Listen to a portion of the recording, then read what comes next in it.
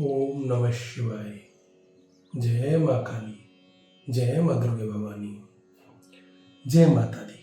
प्यारे बच्चों, आप सभी का मैं आचार्य चंद्रकांत सारस्वत एक बार फिर से अपने कार्यक्रम में स्वागत करता हूँ।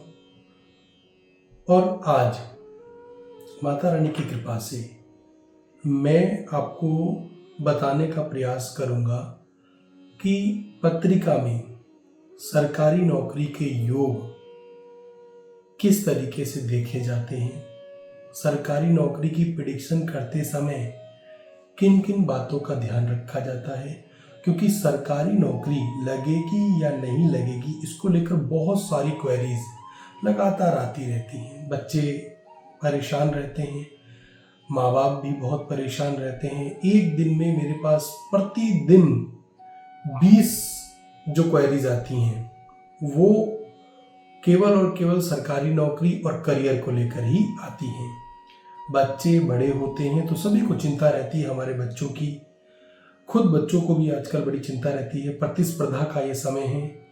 माता रानी की कृपा से, माँ जगदम्बे भवानी की कृपा से, माँ काली की कृपा से हजारों बच्चे सरकारी नौकरी मेरे द्वारा जो उपाय बताए गए, माता रानी की कृपा से हजारों बच्चे सरकारी नौकरी को सफलतापूर्वक प्राप्त भी कर चुके हैं।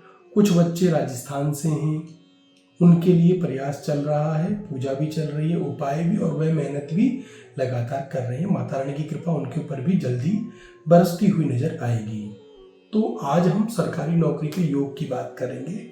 सबसे पहले तो मैं बात करूंगा कि वो कौन से ग्रह होते हैं। ग्रहों की चर्चा करते हैं कि अगर हम प्लैनेट्स की बात करें, ग्रह, तो ग्रहों में सबसे पहले आप देखिएगा कि पत्रिका में शनि और मंगल, यदि हम सेना और पुलिस विभाग में जाना चाह रहे हैं जहां पर कि बहुत अधिक ऊर्जा की आवश्यकता होती है, बहुत अधिक एनर्जी चाहिए होती है, तो पत्रिका में शनि और मंगल महत्वपूर्ण कारक हो जाते हैं।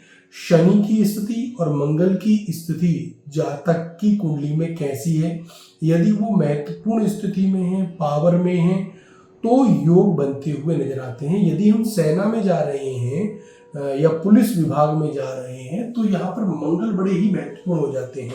मंगल जो कारक हैं वो एनर्जी के कारक हैं, ऊर्जा देने के कारक हैं। एक आलस्य से डूबा हुआ व्यक्ति पुलिस और सेना में जा ही नहीं सकता है ना, तो इसलिए मंगल सेना और पुलिस विभाग के लिए बड़े महत्वपूर्ण हो जाते हैं।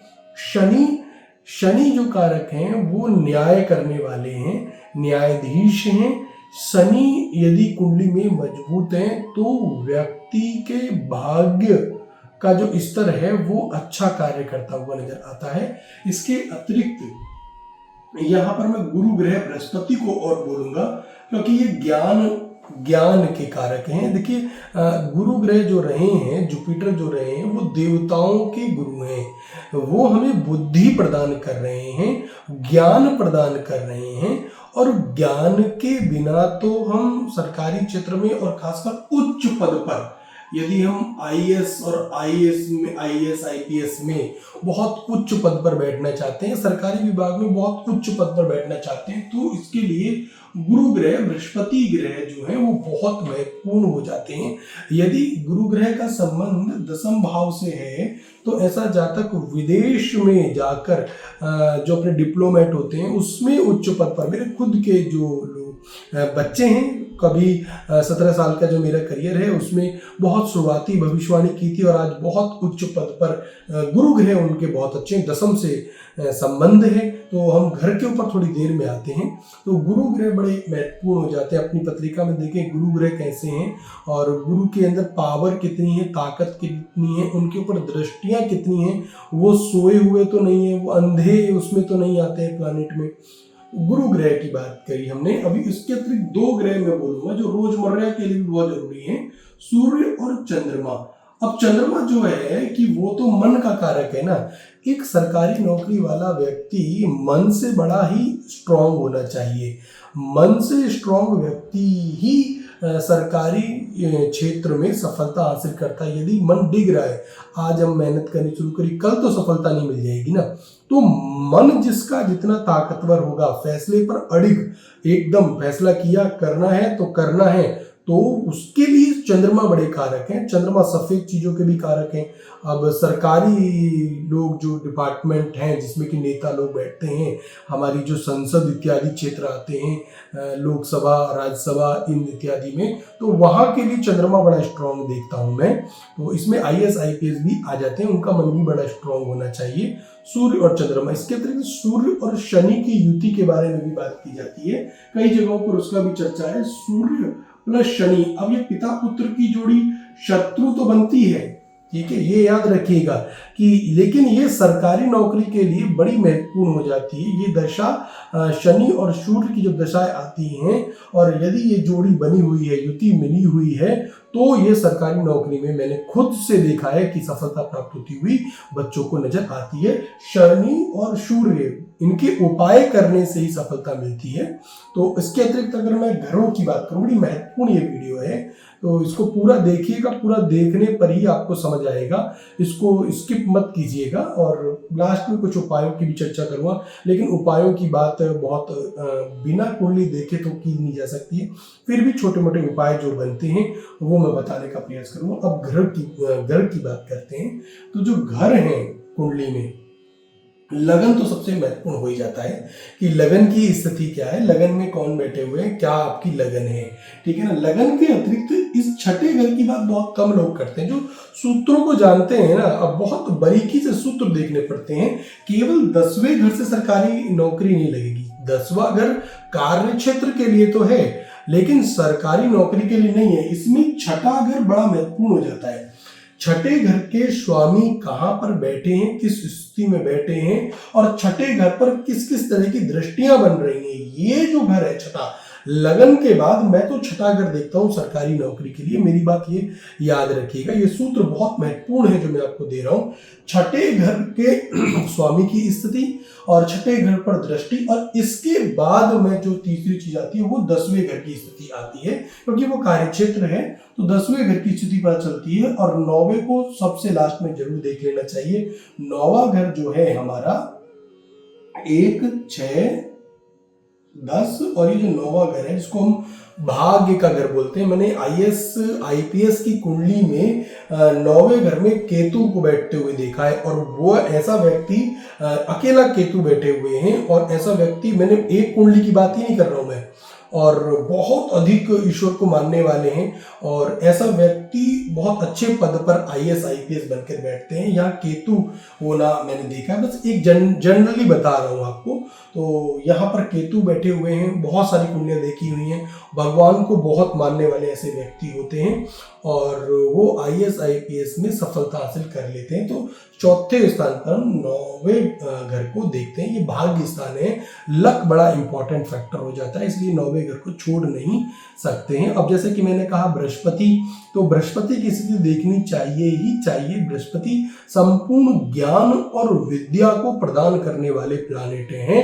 बृहस्पति को जरूर देखिए अपनी पत्रिका में, यदि आपको सरकारी नौकरी के लिए प्रयास कर रहे हैं तो सफलता से करें। इसके अतिरिक्त बृहस्पति के कारण ही ये जो विदेश जाने का योग होता है ना, 10वें घर से यदि बृहस्पति का संबंध अच्छा बन रहा है तो बड़ा ही अच्छा विदेश में अध्ययन करता है, और नौकरी के बड़े अच्छे अवसर प्राप्त होते हैं, और सफलता उच्च पद पर प्राप्त होती है, ये योग बनते हैं। अब उपायों की देखो, उपाय पहली बात तो मैं जैसे मैंने बताया कि बिना कुंडली को देखे उपाय बताए नहीं जा सकते हैं, फिर भी छोटे छोटे उपाय जो मैं बताऊं, देखिए भगवान सूर्य को उपासना चालू कर दीजिए। भगवान सूर्य को प्रतिदिन जल देना शुरू कीजिए। जल में 11 दाने लाल मिर्च के डालिए, और इसके बाद भगवान सूर्य को अर्घ दीजिए, और लाल सूर्य को अर्घ देना शुरू कीजिए। और जो बीज मंत्र है हमारा मूलाधार चक्र का लम, तो उसका जाप आप कर सकते हैं। बहुत ही वैदिक, इसमें कोई तंत्र इत्यादि नहीं है, ये बहुत ही वैदिक मैं उपचार बता रहा हूँ, और बहुत लोगों को बताया है और सफलता हासिल की है लोगों ने। तो लाल मिर्च के दाने जल में तांबे के लोटे में डाल के अर्घ दीजिए सूर्य को, प्रतिदिन लाल सूर्य को अर्घ देना है। रविवार के दिन गुड़ का दान करना बहुत अच्छा रहता है, और गाय को गुड़ खिलाइए, ठीक है ना, बच्चों को, छोटी छोटी कन्याओं को गुड़ दान दीजिए, बहुत अच्छा योग रहता है। आप सरकारी नौकरी पाने के लिए भगवान शिव और गणेश जी की आराधना जरूर करनी चाहिए। देखिए मैंने कहा चंद्रमा मन को स्ट्रॉन्ग करता है ना, अब चंद्रमा के जो कारक हैं वो चंद्रमा भगवान शिव के सर के ऊपर है। सफेद खीर यदि भगवान शिव को प्रत्येक सोमवार को खिलाते हैं और फिर उस खीर को घर वापस आइए और उस खीर को आराम से धीमे धीमे खाइए, निश्चित रूप से आपके चंद्रमा अच्छे होने शुरू हो जाएंगे। सोमवार के दिन शिवलिंग पर कच्चा दूध चढ़ाने से भी फायदा, मन स्ट्रांग होगा, चंद्रमा स्ट्रांग होंगे, चंद्रमा स्ट्रांग होंगे तो सफलता मिलती है। लाल रुमाल, मंगल को स्ट्रांग करना पड़ेगा तो लाल रुमाल हमेशा ऐसे व्यक्ति को अपने साथ रखना चाहिए। लाल टीका लगाइए मंगल स्ट्रांग करने के लिए, लाल रुमाल हमेशा अपने साथ रखिए ताकि मंगल स्ट्रांग हो। तो यदि आप पुलिस और सेना विभाग में जाना चाह रहे हैं तो उसके लिए ये उपाय है। ओम नमः शिवाय का जाप करना शुरू कीजिए। और यदि आप लंबे समय से सरकारी नौकरी का प्रयास कर रहे हैं और नौकरी नहीं मिल पा रही है तो आपको ओम नमः शिवाय का उल्टा जाप करना चाहिए। नमः शिवाय ओम नमः शिवाय ओम नमः शिवाय ओम।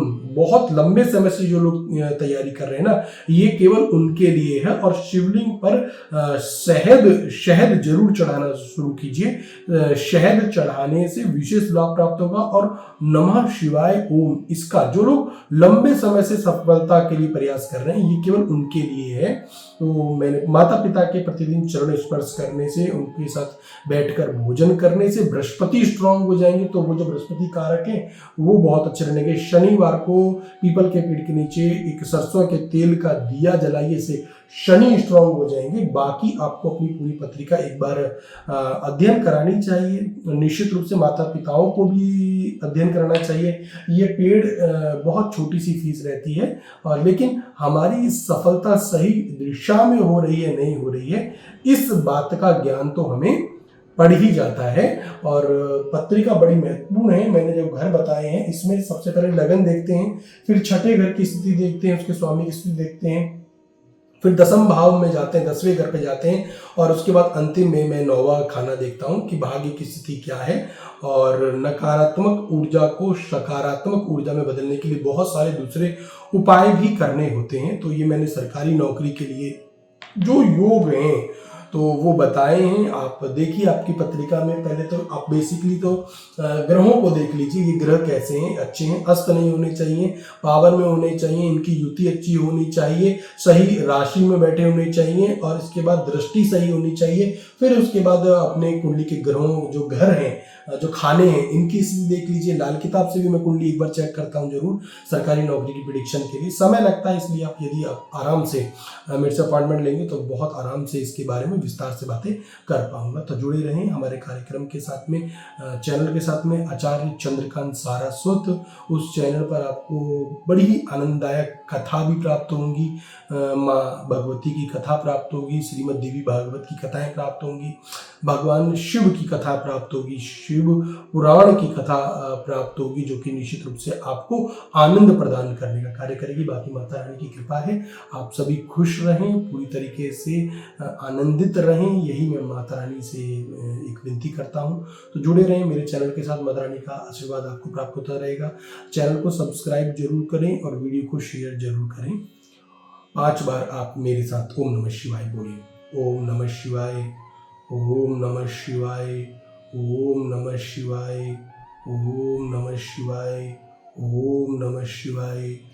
नमः शिवाय का जाप निश्चित रूप से हमारे बुरे कार्यों को जानकर अनजानकर जो भी हमसे हो जाती हैं, प्रतिदिन भूल होती हैं हमसे, उन सभी को जो भूलें हमसे अनजाने में हुई हैं उनको तुरंत माफ़ करते हैं भगवान शिव। और जो भूल हमसे कई बार हम कर देते हैं, जानकर कर देते हैं, तो उनको माफ़ करने में समय लगता है, किंतु आगे ऐसी गलती नहीं करेंगे, ऐसा हमें प्रतिदिन निवेदन करना चाहिए, जिससे भगवान शिव की कृपा पूरे दिन पूरे हमारे जीवन में परिवार पर प्राप्त होती रहे। ओम नमः शिवाय।